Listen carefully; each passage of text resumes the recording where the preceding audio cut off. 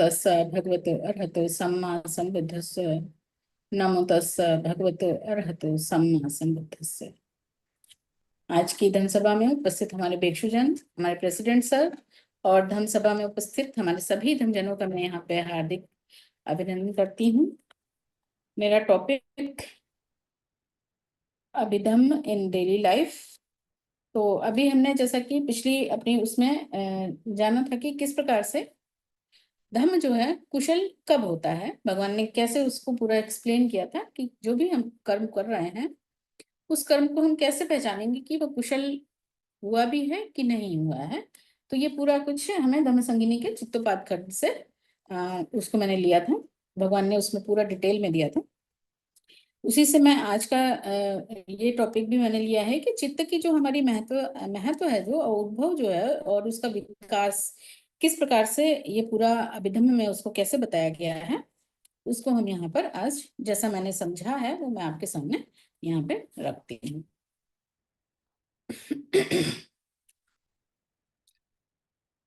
चूंकि चित्त जिसको कि हम कई नामों से भी जानते हैं, जो कि चित्त भी कहते हैं, मन भी कहते हैं, मानस, हृदय या मनायतन, मनेन्द्रिय, विज्ञान, विज्ञान स्कंध, विज्ञान धातु, ये सब कुछ जो है चित्त को ही प्रोनाउंस किए गए हैं। तो इस प्रकार से यानी कि चित्त क्या है, चित्त किसको कहा गया है कि जो किसी विषयों को चुनता है। अभिधम्म के अनुसार चित्त जो है वो किसी विषय को चुनता है, उसका मनन करता है और उसको मतलब ग्रहित करके, उसको एक्सेप्ट करके उसके अकॉर्डिंगली फिर वो वर्क प्रोसेस करता है। तो वही हमारा, इसीलिए उसको विज्ञान कहते हैं। तो चित्त जो है यानी कि जब तक कि है कि रूप, चित्त और रूप जो है, रूप नहीं तो चित्त नहीं, चित्त दोनों एक दूसरे के ऊपर ही निर्भर हैं और उसी के अकॉर्डिंगली वर्क होता है। क्योंकि हमारा ये बॉडी जो है, चित्त कहाँ है हमारे इस रूप, ये जो बॉडी हमारा रूप है उसी में चित्त है। तो चित्त एक तरीके से हम इसको कह सकते हैं कि ये हमारा सॉफ्टवेयर है और जो हमारा बॉडी है वो हार्डवेयर है। तो without software hardware is nothing, and without without hardware software is nothing. तो दोनों एक दूसरे के ऊपर ही डिपेंडेंट हैं। तो इसलिए एक एक दूसरे की निर्भरता ही है कि इस एक के बिना दूसरा का कोई महत्व नहीं है, कोई वर्क प्रोसेस नहीं हो सकता है।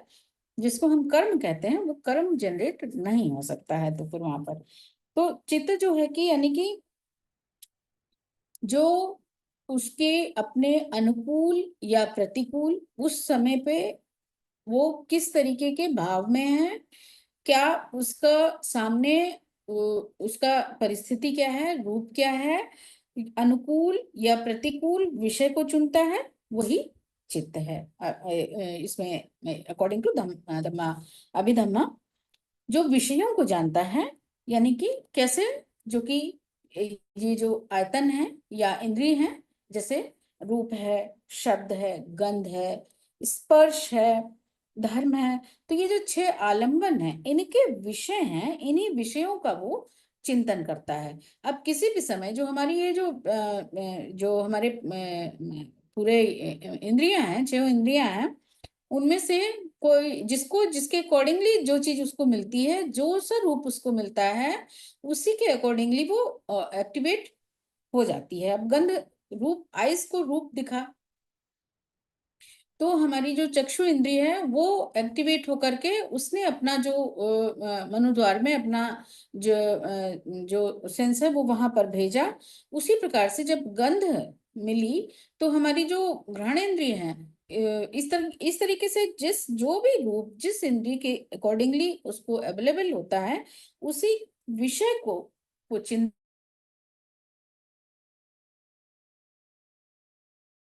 चित्त जो है उसी का विषय का चिंतन करके फिर उसके अकॉर्डिंगली ही वर्क प्रोसेस करता है।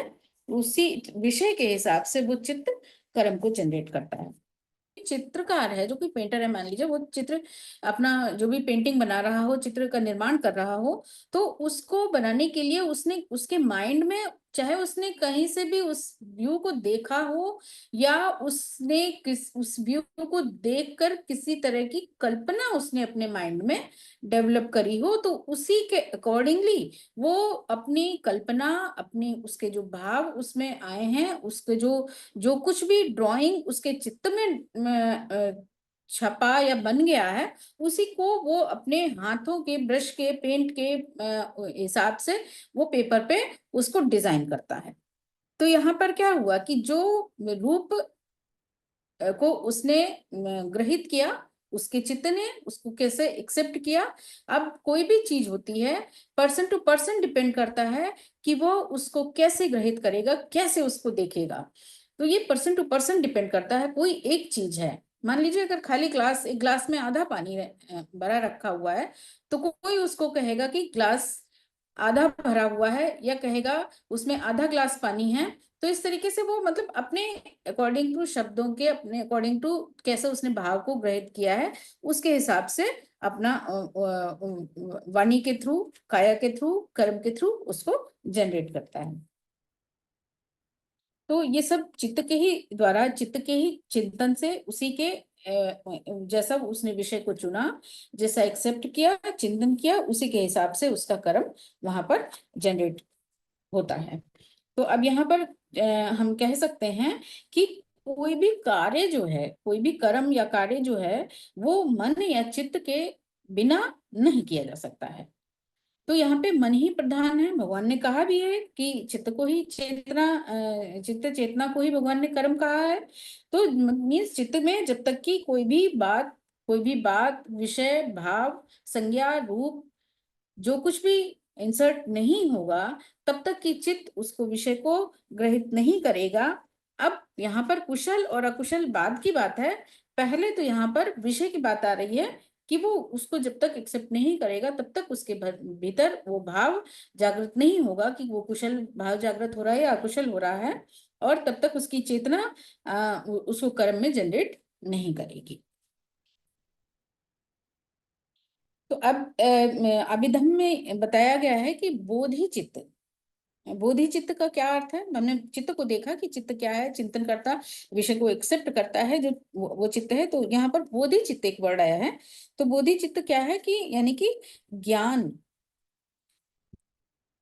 ज्ञान को ग्रहित जो चित्त कर रहा है, बोधि चित्त का ग्रह, यानी कि समग्र जो जीव हैं, उन जीवों में बुद्धत्व की प्राप्ति के लिए सम्यक संबोधि में चित्त का प्रतिष्ठित होना, बोधि चित्त का ग्रहण करना है।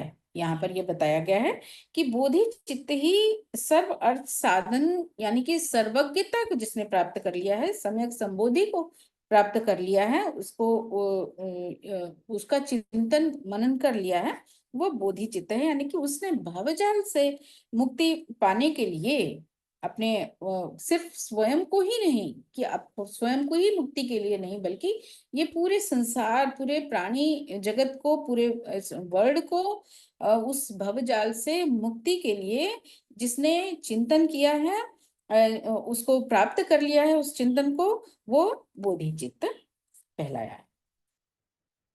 तो बोधिचित्त भी यहाँ भी दो प्रकार के बताए गए हैं। एक तो बोधि प्राणिधि चित्त, और दूसरा है बोधि प्रस्थान चित्त। तो ये जो प्राणिधि चित्त है, बोधि प्राणिधि चित्त है, यानी कि जगत के परित्राण के लिए बुद्ध बनूं, जब कोई ये भावना करता है, ऐसा संकल्प करके, जिसके चित्त में ये भाव उत्पन्न होता है कि मैं जगत के परित्राण के लिए, जगत के कल्याण के लिए मैं बुद्ध बनूं, तो वो कौन सा चित्त वहां पर डेवलप हो रहा है, वहां पर वो चित्त है बोधि प्राणिधि चित्त उत्पन्न हुआ है। जो कि जो भगवान बुद्ध बनने से पहले जितने भी बोधिसत्व रहे हैं, उनके उनका चित्त जो रहा है, बोधि प्राणिधि चित्त उत्पन्न हुआ उनका। भंते सुमेध ने ये संकल्प लिया था कि मैं जगत के कल्याण के लिए, परित्राण के लिए मैं बुद्ध बनूं। तो वहां पर जो उनका चित्त उत्पन्न होता है, वो बोधि प्राणिधि चित्त उत्पन्न होता है। फिर बोधि प्रस्थान चित्त जो है, वो प्रस्थान का अर्थ यहाँ पर है कि यानी कि वास्तविकता, यानी कि सच्चाई पर चलना है। तो ये एक तरीके से पूर्व की अवस्था है, वो जब साधक ये व्रत धारण करता है, ये इस तरीके का संकल्प लेता है वो, कि इस मार्ग पर अग्रसर होने के लिए, कुशल काम करने का संकल्प लेता है, तब जो चित्त वहां पर उत्पन्न हो रहा है उसका, वो जो है कि बोधि प्रस्थान चित्त वहां पर उसका उत्पन्न, बोधि प्रस्थान चित्त वहां पे उत्पन्न हो रहा है। तो जो पुरुष यानी कि आगे सम्यक संबोधि में चित्त को लगाते हैं, तो ये बहुत ही दुर्लभ और दुर्लभ व्यक्ति होते हैं या पर्सन होते हैं, जो कि आगे सम्यक संबोधि में चित्त लगाते हैं, और फिर सम्यक संबोधि में चित्त लगाते हुए उस दिशा की ओर प्रस्थान करते हुए समस्त दुखों का चिंतन करते हैं, और उसकी औषधि को, दुखों से मुक्ति कैसे मिले उसकी औषधि का चिंतन करके इस पूरी जगत के लिए आनंद कैसे मिले उसका वो मार्ग खोजते हैं। ये एक पहला बोधि प्रस्थान चित्त, उसके बाद का जो बोधि प्राणिधि चित्त है, तो ये उस जगत के कल्याण के लिए। और ये किसका चित्त होते हैं? ये जो आगे फिर चल के जो सम्यक संबोधि प्राप्त कर बुद्ध बनते हैं, ये उनका चित्त होता है।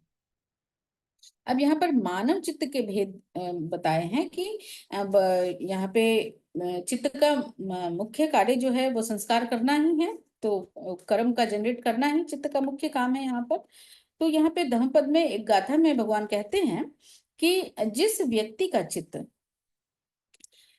ठिकाने पे नहीं रहता है, मीन्स ऑसिलेट करता रहता है, वो कहीं भी टिकता नहीं है, किसी एक पॉइंट पे नहीं टिकता है, किसी एक बात को एग्री नहीं कर पाता है, वो एक बात सुनी तो फिर उसका मन दूसरी बात सुन ली तो उसमें अटक गया, तीसरी बात सुनी तो तीसरी में अटक गया। तो इस प्रकार जो व्यक्ति का चित्त जो है कहीं ठिकाने पर नहीं रहता है, तो ऐसा व्यक्ति जो है वो प्रज्ञा को भी परिपूर्ण नहीं कर पाता है। वो उसका जो ज्ञान है वो पूरी तरीके से पक्का, वो कितना भी ज्ञान को प्राप्त करने की कोशिश करे, वो कितनी भी साधना करे, ध्यान करे, चिंतन करे, लेकिन जब तक चित्त उसका कहीं पर भी टिक नहीं रहा है, कहीं पर भी एक जगह अलंबित नहीं हो रहा है, तो उसका जो इस तरीके से जो वो ज्ञान भी अर्जित करेगा वो भी परिपूर्ण नहीं होता है, उसकी प्रज्ञा जो है वो परिपूर्ण नहीं हो पाती है।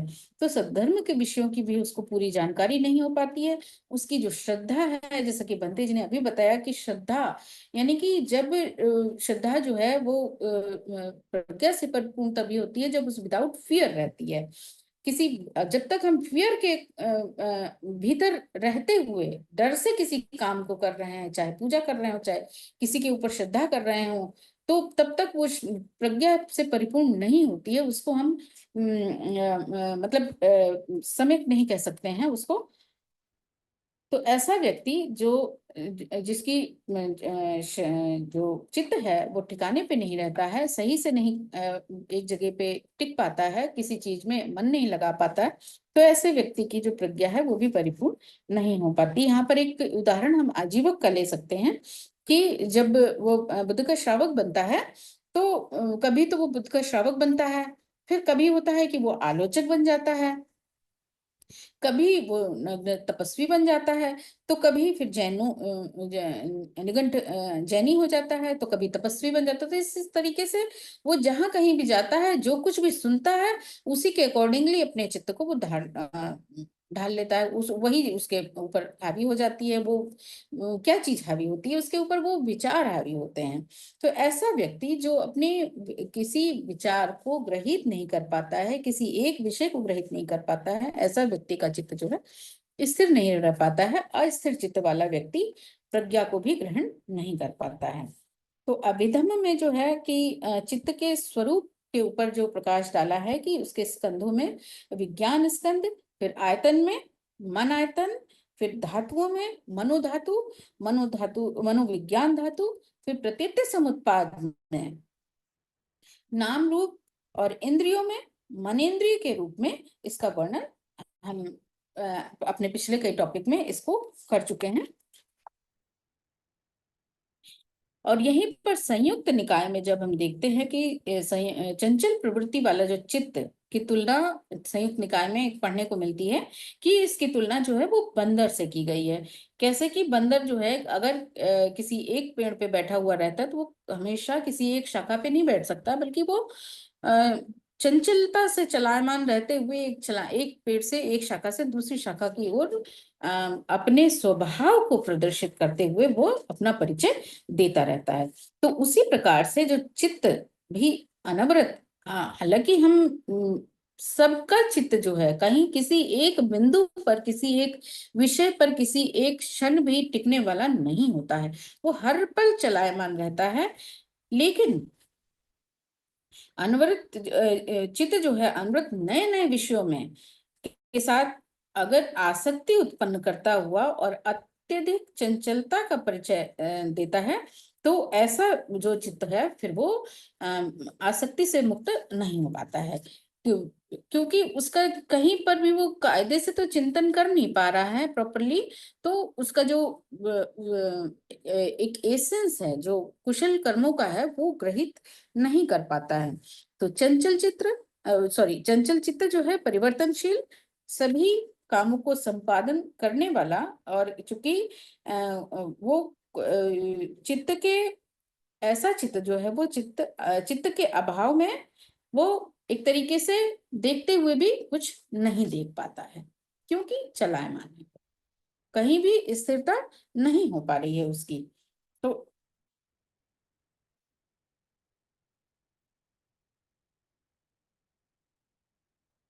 फिर चित्त के विषय में यहाँ पर भगवान बुद्ध ने चित्त को चेतना को ही कर्म कहा है। तो चित्त के विषय में चिंतन जब करते हैं तो ये चित्त जो है उसी का संपूर्ण कर्ता कर्मेंद्रियों के थ्रू, हमारे इंद्रियों के थ्रू उसको संपादन होता है, कर्मों में कन्वर्ट होता है, वो जो जिस विषय के ऊपर हमारा चित्त चिंतन या मनन करता है। फिर वही यहाँ पर जो कर्म है वो किसके थ्रू हो रहा है, इस हार्डवेयर के थ्रू हो रहा है। तो वही फिर यहाँ पर चेतना, इसीलिए चेतना को फिर यहाँ पे कर्म कहा गया है। तो 4 बज गए, मेरा शायद टाइम कंप्लीट हो गया है। मैं बाकी अपना जो है इसको नेक्स्ट उसमें करूंगी, कंप्लीट करूंगी। तो आज सभी लोगों ने मुझे ध्यान से सुना, इसके लिए मैं सभी का आभार व्यक्त करती हूँ। सभी लोगों को मेरा नमो बुद्ध है, सर सभी का बहुत बहुत आभार।